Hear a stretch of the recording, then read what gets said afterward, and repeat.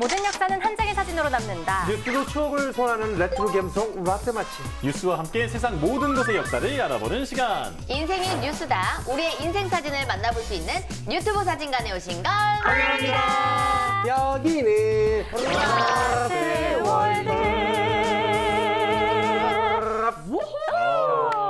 깔끔하네요. 네. 나날이 늘어가는 우리 실력. 그러니까요. 요즘 날씨가 추워도 너무 추워요. 맞아요. 와, 이렇게 추울 수 있나 싶은데 체온이 1도만 떨어져도 면역력이 30%나 감소한다고 합니다. 그만큼 체온을 잘 유지하는 게 중요한데요. 다들 겨울철 따뜻하게 나을 수 있는 비법 있으세요? 저는 일단은 아무리 춥더라도 이 패션 딱 오늘도 보면요 약간 핑크 레이디잖아요. 기가 막힙니다. 네, 오늘 아니 배 시려 보여요, 배가. 왜냐면 이렇게 살짝 요 정도 보여줘야 돼. 근데 이렇게 춥더라도 네. 배는 시려도 목, 손 이런 데는 모자까지 맞아. 조금 패션 아이템들은 포기 못 하거든요. 그럼요. 그래서 그런 약간 핫팩 같은 거 챙겨 다니면서 약간 패션을 좀 신경 쓰고 있습니다. 역시 네. 패셔니스타. 또 우리 한국 사람들은 원래 뜨거운 음식 좋아하잖아요. 맞아요. 요즘 같은 겨울철에는 특히나 음식을 따뜻하게 먹는 게 체온 유지에 큰 도움이 된다고 하는데요. 그래서 저는 추운 날에는 아주 뜨끈하고 얼큰한 국밥 같은 거. 정말 맛있지. 국밥 너무 좋아합니다. 맞아, 맞아. 깍두기. 그럼요. 아. 저는 뭐 자체 뭐 발열 시스템을 갖추고 있어서 뭐 핫팩, 뭐 히트땡 뭐 이런 거 필요 없습니다. 그럼요. 사실 그렇거든요. 집에서 나올 때마다 네. 이제 밖에 나갈 때마다 아내가 이제 잔소리를 통해서 자체 열을 올려주기 때문에 여러분들도 열을 올리고 싶으세요? 결혼하세요. 따뜻하겠네요. 그래서 농담인가 알지 여보? 아니 네. 사랑으로 열정이 불타오른 거 아닙니까? 뜨겁죠. 뜨겁죠. 어떻게든 뜨거워요. 좋으면 좋은 맞아요. 대로 뜨겁고 네. 또 나쁘면 나쁜 나쁜 대로 대로 뜨겁고. 아이고. 아니, 요즘에 또 그 주식창 열어보면은 네. 예, 좀 파란 화면을 보면 또 열이 올라온다는 분들이 많아요. 아유, 나도 갑자기 더운 거 같아. 엘사 갑자기 같구나. 아니 왜 파란색인데 따뜻하게 느껴지지? 그러니까 이게 뭔가 이상해. 여러분들의 비법 제가 잘 참고하겠습니다. 체온 유지, 뭐 난방, 음식 조리까지 우리 일상에서 열은 꼭 필요한 존재죠. 그러니까요. 맞아요. 아주 오래전부터 인류는 이 열을 잘 유지하고 지키기 위해 많은 노력을 해왔다고 하죠. 네, 그래서 오늘 유튜브 사진관에서는 늘 우리 곁에 존재해왔던 열에 대해서 알아보려고 합니다. 열의 쓰임과 다양한 역사를 살펴보면서 이 겨울 아주 후끈한 시간을 만들어 볼까 하는데요. 너무 좋다. 빨리 시작해야 될 것 같아요. 오, 야. 네, 좋습니다. 얼른 빨리. 네, 바로 시작하겠습니다. VCR.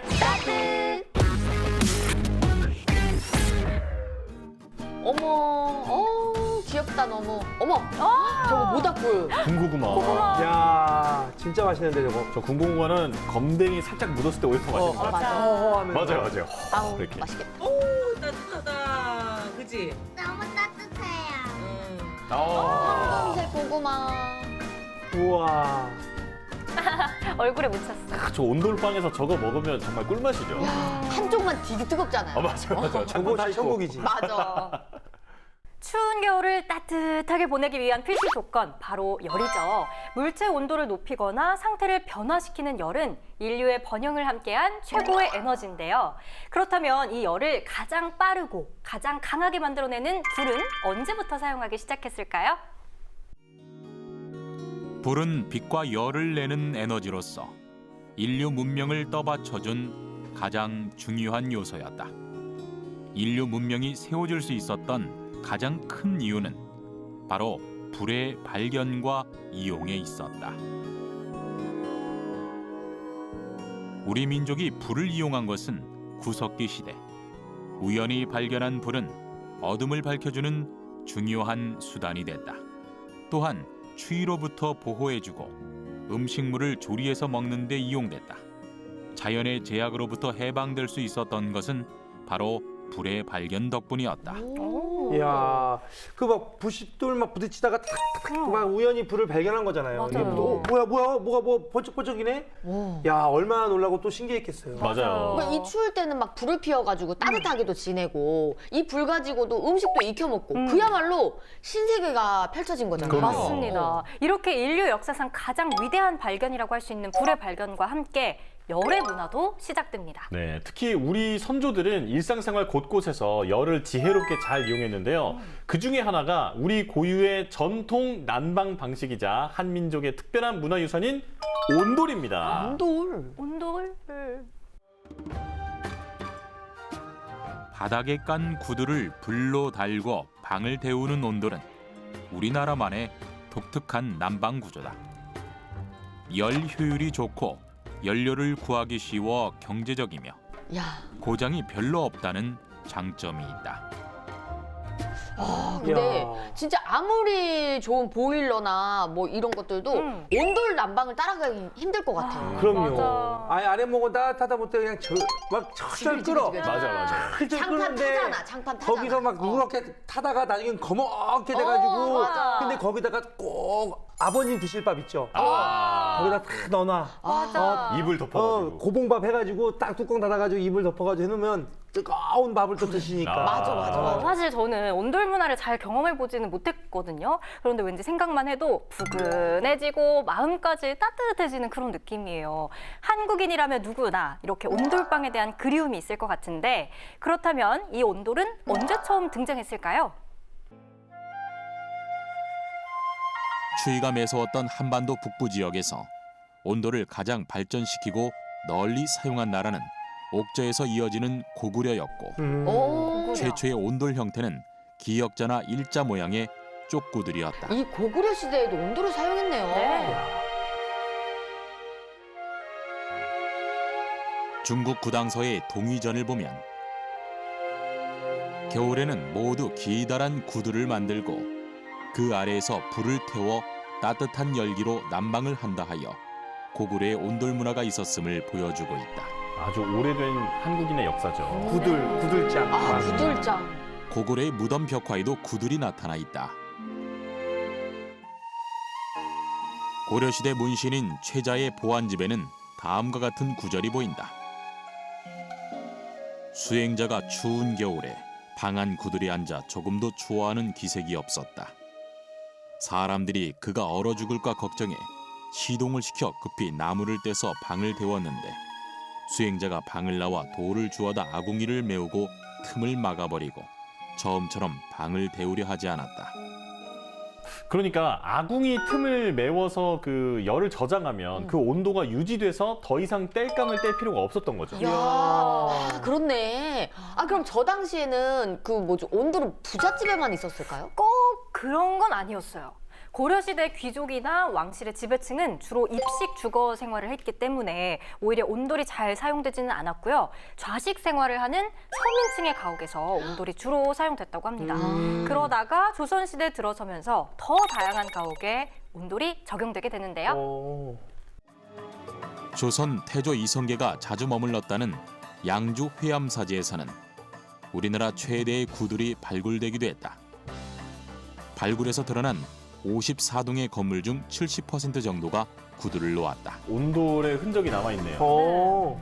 그러나 온돌이 일반 민가에까지 널리 보급된 것은 아니었고 일부 관청이나 부잣집에서만 사용했다.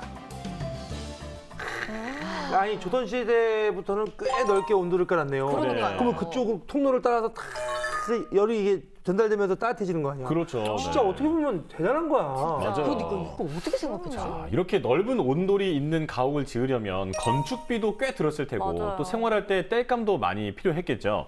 이러다 보니 조선시대에는 오히려 서민들은 온돌을 잘 이용하지 못했다고 합니다. 네. 반면 그동안 입식 생활에 익숙했던 상류층은 따뜻한 이 온도를 한번 경험하니까 바닥 생활을 시작을 하게 됩니다. 와. 이때 탄생한 게 뭘까요? 양반다리입니다. 야. 이렇게 바닥에 앉아가지고 앞바다리라고 부르는 그 맞아. 양바다리 이거 만드신 거. 거죠?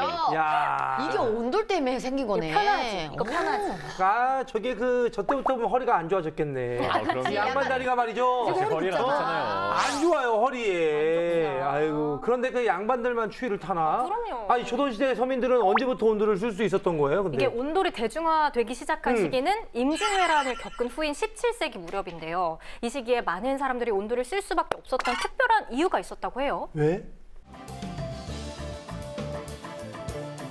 선주의 나인들이 모두 말하기를 사대부집 종들도 온돌에 거처하는데 나인으로서 마룻방에 거처해서야 되겠는가 하므로 이로부터 대궐에 온돌이 많아졌다. 17세기 비로소 온돌이 일반화된 것이다.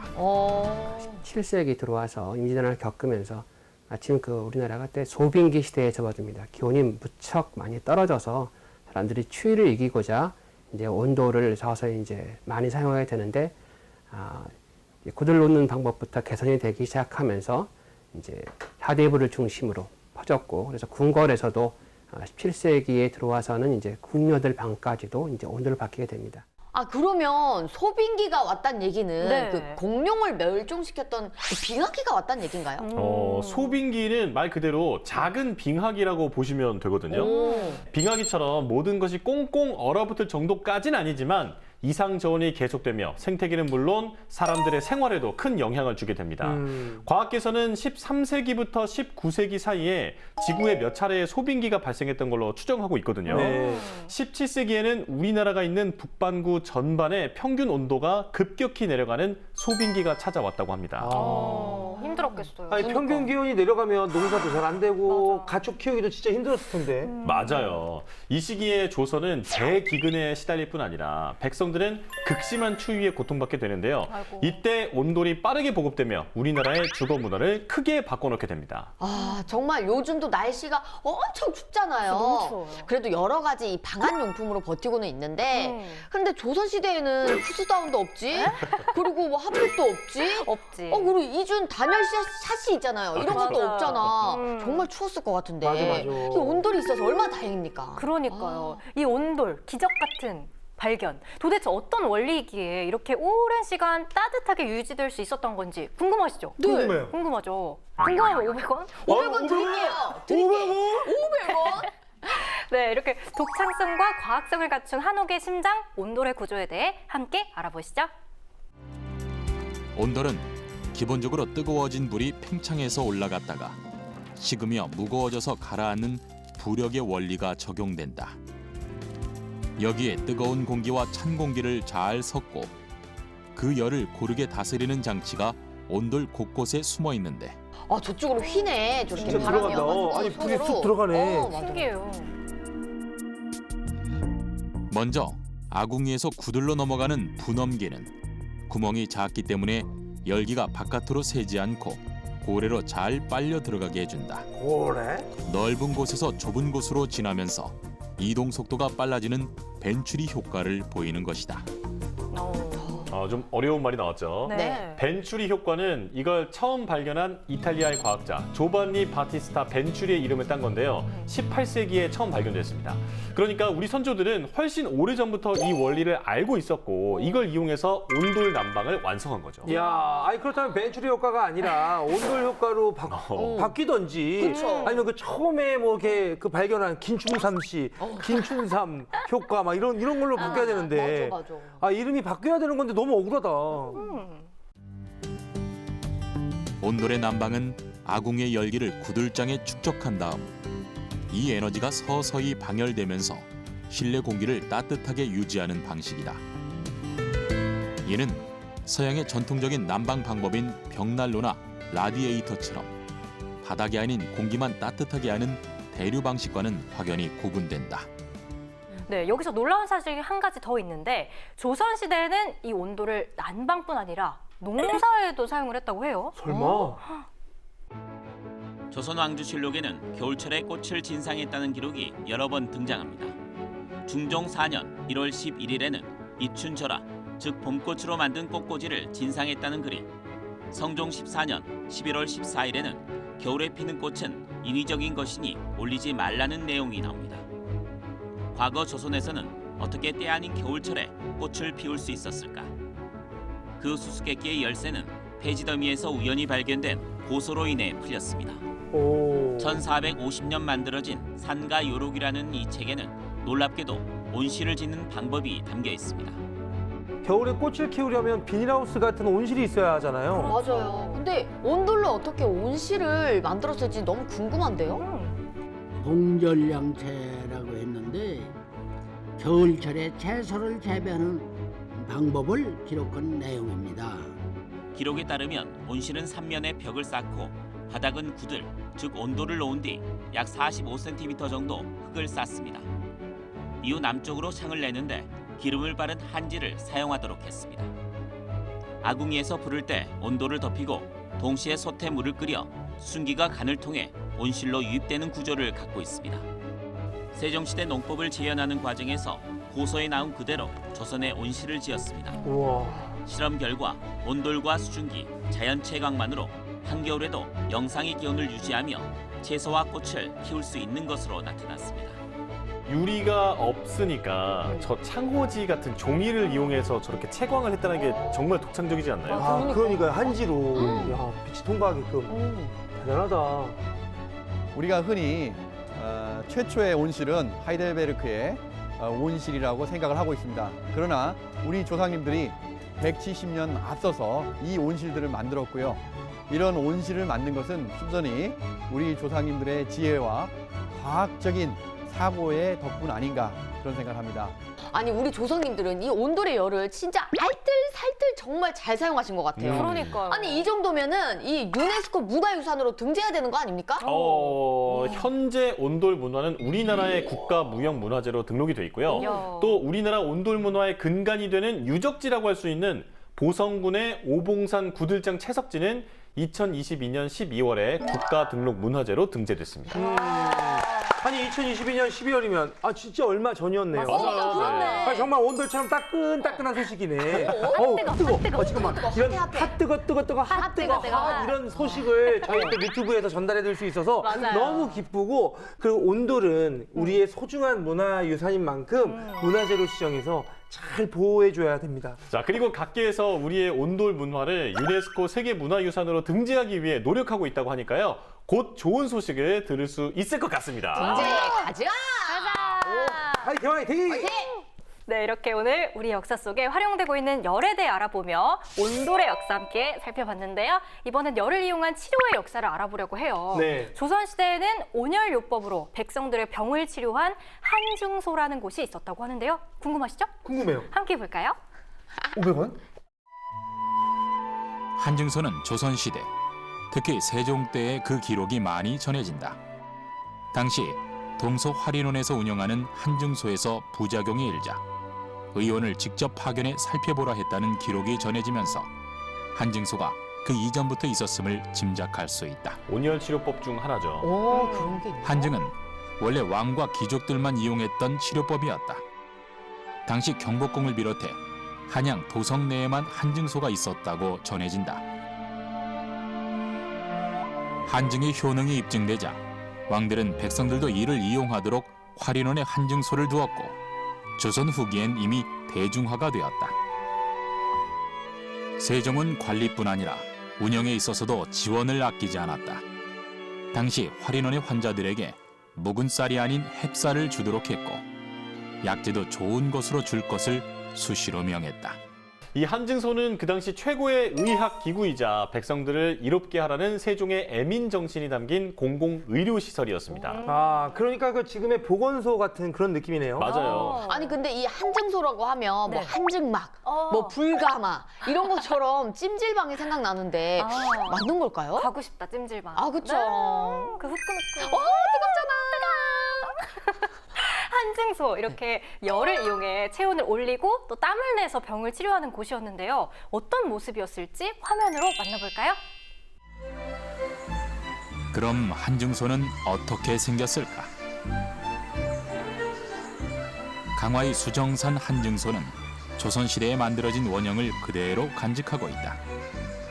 자세히 보면 평평한 돌을 엇갈리게 쌓고 그 사이를 흙으로 메워 위로 갈수록 좁아진다.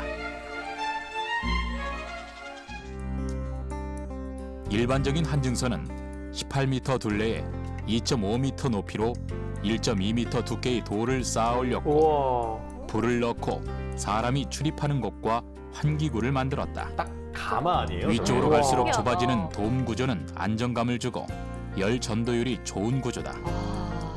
야, 딱 요즘 불가마 찜질방 모습이네요. 맞아, 가장 맞아. 뜨거운 방. 맞아요. 네, 한증소가 원조였구나. 그래서 그러네. 이렇게 돔 형태로 돼 있었구나. 어. 한증소의 내부는 바닥을 온돌 방식으로 따뜻하게 하도록 했고 열이 바깥으로 새나가지 않도록 벽면은 황토로 발라 열 효율을 높였다. 그 가운데 환자가 앉아있기만 하면 열이 집중돼 단시간에 땀을 흘릴 수 있었던 것이다. 한증으로 병이 치료되는 원리는 여러 가지 요인이 있는데 그 첫 번째가 고온 효과다. 사람이 한증을 할 수 있는 때는 막의 온도가 90도 전후일 때 10분 이내여야 한다. 이때 피부 온도는 48도까지 올라 땀을 흘리는데 이를 통해 몸속 해로운 물질이 배출된다. 또 고온은 모세 혈관도 확장시켜 혈액순환을 원활히 해준다. 아 그런데 이런 문화는 우리나라뿐만 아니라 외국에도 많지 않나요? 맞아요. 찜질 문화가 다른 나라에서도 찾아볼 수 있는데 일단 필리핀에서는 화산재를 이용한 찜질을 통해서 온열 치료를 했고요. 자, 지금 저렇게 하는 겁니다. 잠깐만. 어머 우리 저기 해변가 이런 데 가면은 뜨거운 날 저 모래찜질 하잖아. 맞아요. 그 느낌인가? 일본에도 가보면 저 화산 주변에 저렇게 할 수 있는 예, 찜질이 있어요. 모래찜질이. 따뜻하겠다. 네. 자, 그리고 사우나 하면 아주 유명한 나라가 또 있죠. 어디죠? 바로 사우나의 원조 나라 핀란드에서도 참나무로 지어진 레일리라는 사우나에서 온열 찜질로 건강을 돌본다고 합니다. 온열 치료의 목적으로 다 하는 경우가 많잖아요. 네. 온열 치료라고 하면 찜질도 좋지만 뜨끈한 온천이 너무 좋잖아요. 아, 맞아요. 옛날에는 어른들이 뜨거운 물에 들어가면 아 시원하다. 그리고 막 맞아. 청산. 난 이거를 왜 하는지 몰랐는데 요즘엔 난 들어가잖아요. 뜨거운 게 아니라 뜨거웠잖아 어렸을 때는. 맞아. 근데 들어가면 아 시원하다. 맞아 이렇게 천천히 들어가다. 천천히. 이렇게 되잖아. 그 느낌이 확 들잖아요. 몸이 그렇죠. 확 풀면서. 맞아 풀리는 느낌. 네, 저도 이제 동년배가 돼가네요. 동년배. 맞아요. 맞아. 주름살이 조금씩 보이는 것 같긴 안 돼. 해요. 네, 따뜻한 물이 귀하던 과거에 온열 치료를 할 수 있는 온천은 그야말로 자연이 주는 선물이었습니다. 사실 우리 한민족의 온천 사랑 역사도 꽤 깊은데요.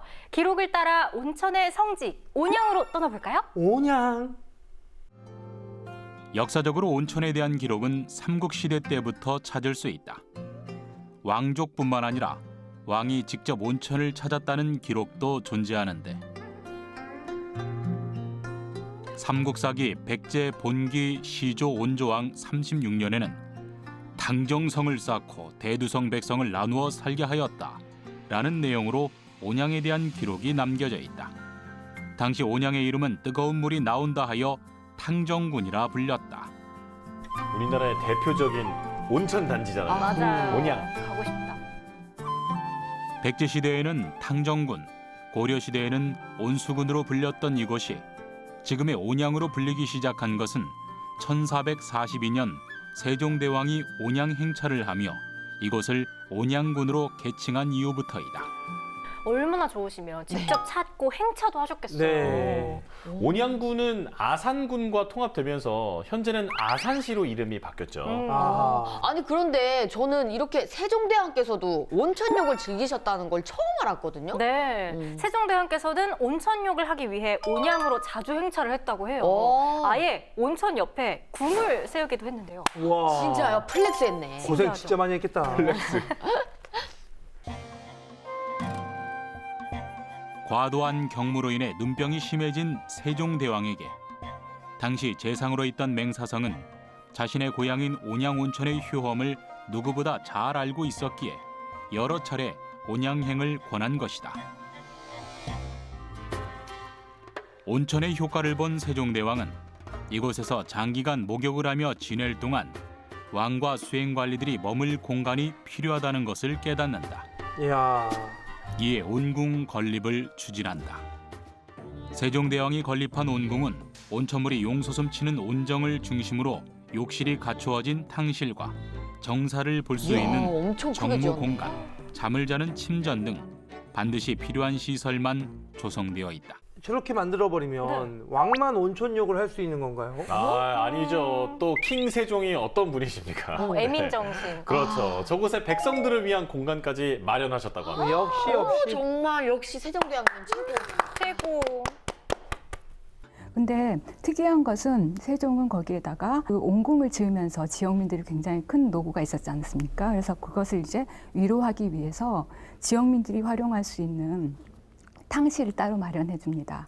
그러면서 왕실과 그다음 백성이 함께 그 공간을 이제 온천으로 활용할 수 있는 여민동락의 상징 공간으로 이제 알려져 있었고요. 야, 온양 온천은 워낙 역사가 깊고 유명하잖아요. 맞아요. 그런데 사실 한국에는 도시마다 큼직큼직한 찜질방이 하나씩은 꼭 있어요. 그렇죠. 그야말로 우리나라는 온열치료가 생활화되어 있는 그런 나라인 것 같아요. 맞습니다. 맞아요. 네, 코로나19 팬데믹 이후에 그 인기가 다소 주춤하긴 했지만 한국의 찜질방은 외국인 관광객이 들리는 필수 코스이기도 했습니다. 또 찜질방 시설과 문화는 전 세계로 수출될 만큼 큰 인기를 누리기도 했는데요.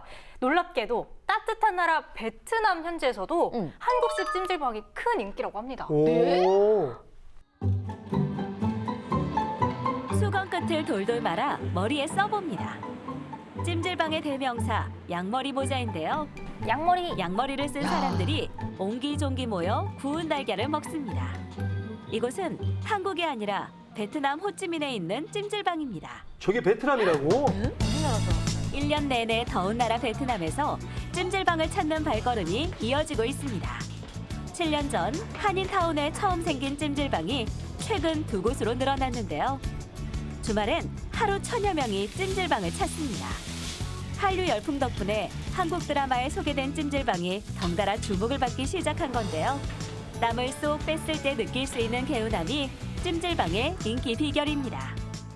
한류 열풍 덕분에 인기를 얻기 시작한 건 맞지만 한국식 찜질방에서 온열요법을 경험한 후에 그 매력에서 헤어나올 수가 없는 거예요. 그치. 몸이 다 풀리니까. 그러니까요. Nóng thì nó chủ yếu nó làm cho mình tiết ra mồ hôi, rồi những cái chất độc trong cơ thể của mình nó bài tiết ra. Thì nếu mà điều hòa máu huyết lưu thông tốt á, thì các cơ quan nội tạng trong cơ thể của mình cũng sẽ tốt. Em nghĩ là vậy. 맞아요. 뜨끈한 찜질을 하고 난 후에 그 개운함은 한 번 맛보면 절대 잊을 수 없습니다. 끊을 수 없어요. 아, 정말 더 많은 나라로 우리 온열 문화가 수출이 됐으면 좋겠고 그만큼 로열티도 딱 브랜드화 시켜서 그렇죠. 뭔가 수익 창출의 구조도 이렇게 형성이 됐으면 좋겠어요. 맞습니다. 나 저걸 해볼까? 물과 불, 나무와 돌, 이 모든 자연을 융합해 가장 과학적인 치료법을 발견해낸 우리 선조들의 지혜는 이제 세계 속으로 퍼져나간다. 개운하다 개운해 보기만 해도.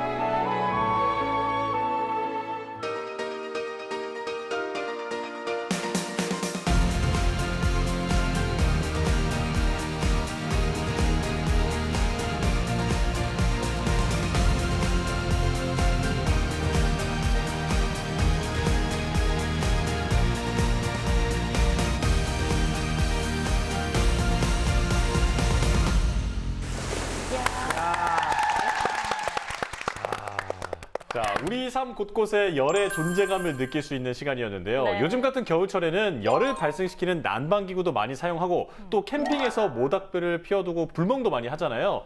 화재가 발생하지 않게 꼭 주의하셔야겠고요. 올겨울 몸도 마음도 모두 따뜻하게 보내시길 바라겠습니다. 지금까지 유튜브 사진관이었습니다.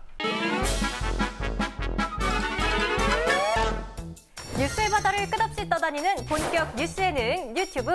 오늘의 항해는 여기까지입니다. 오늘도 유튜브 타고 함께한 여행 즐거우셨길 바랍니다. 그때 그 시절 추억과 낭만은 서비스. 재밌는 역사 이야기를 만날 수 있는 유튜브 사진관. 봐도 또 보고 싶은 우리는 유튜브. 아버님 드실 밥 있죠? 거기다 탁 넣어놔. 맞아. 이불 덮어가지고. 고봉밥 해가지고 딱 뚜껑 닫아가지고 이불 덮어가지고 해놓으면 뜨거운 밥을 좀 드시니까. 맞아. 옛날 만화 영화 같은 데서 이런 거 봤거든요. 거기서 사셨어요? 만화 속 주인공이세요. 맞아요. 기영아. 기영아. 기영아죠? 영아. 아이고, 너무 씨. 맞아.